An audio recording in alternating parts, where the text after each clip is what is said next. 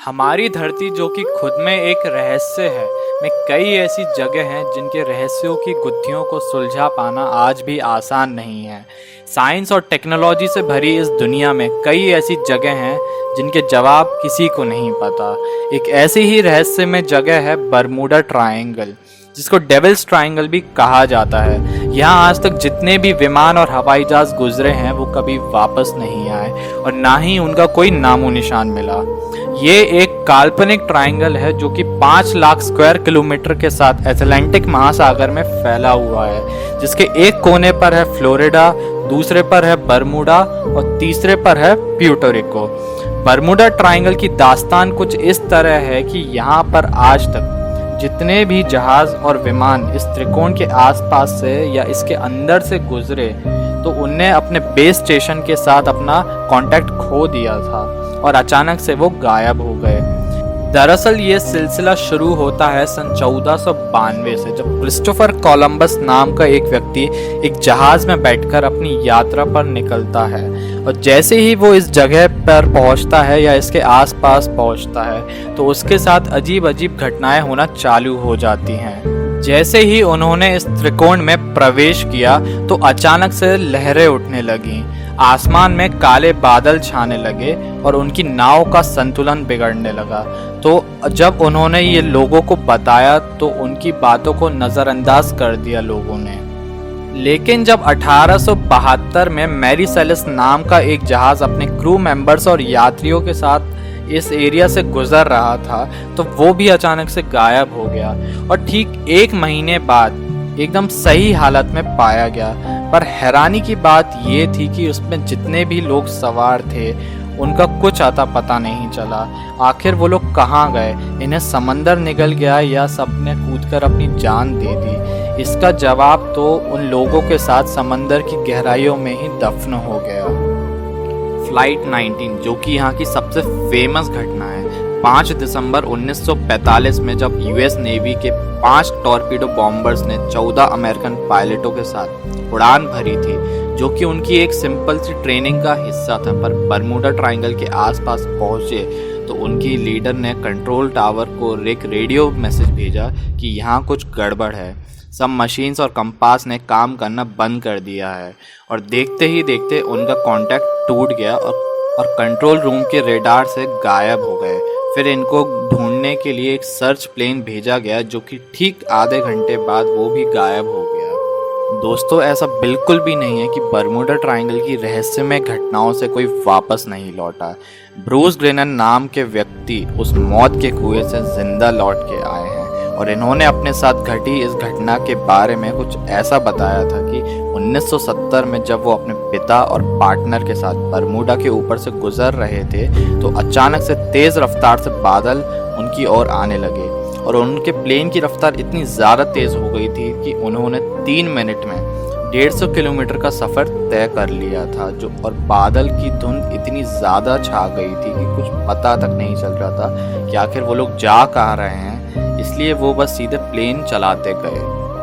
रूस कहते हैं कि उन्हें ऐसा लग रहा था कि जैसे वो किसी और ही दुनिया में हो। एक काले बादलों की टनल में से वो आगे बढ़ते जा रहे थे। उन्हें तो ये तक समझ नहीं आ रहा था कि आखिर आसमान कहाँ है और समंदर कहाँ है, क्योंकि उनके कंपास तेज़ी से घूम रहे थे और इसके दौरान कोई भी रेडियो स्टेशन से संपर्क नहीं हो पा रहा था।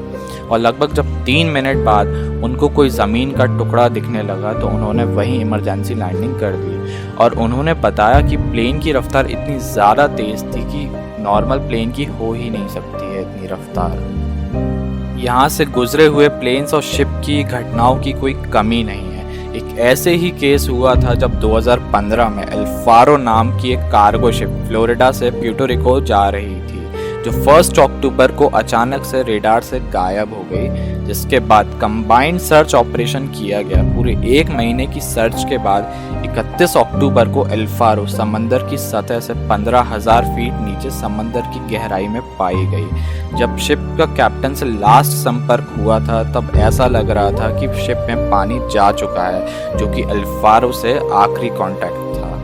आखिर बरमूडा ट्रायंगल में कुछ तो ऐसा एबनॉर्मल ज़रूर है जिसकी वजह से यहाँ बड़ी से बड़ी कार्गो शिप तक नहीं टिक पाती हैं और ना ही कोई हवाई जहाज। ये दिन था 20 दिसंबर 2020 का, जब एक 30 फुट की बोट बहामास आइलैंड से फ्लोरिडा की ओर रवाना हुई थी। क्योंकि ये शिप पहले भी काफ़ी बार ये सफ़र तय कर चुकी थी, तो इसके लिए ये सफ़र भी नॉर्मल था। पर अचानक से ऐसा क्या हुआ कि ये शैतान ट्रायंगल के एरिया में घुसते ही गायब हो गई।